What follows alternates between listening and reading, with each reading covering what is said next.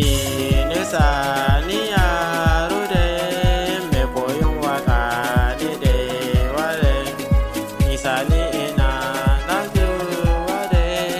da waka na tashi nisa ni ita ce raina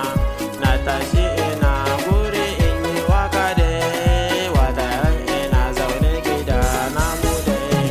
sai na ce bari in gwada yanzu da sai na ɗauko takarda na rubuta waka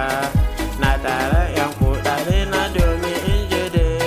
su studio ainihin kiɗa rera ta da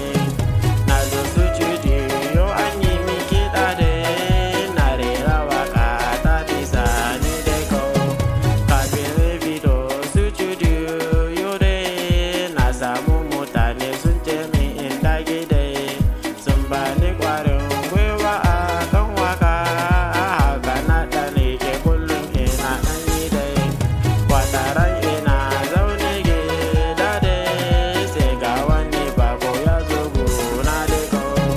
ya ce mishi haraka waƙoƙi yake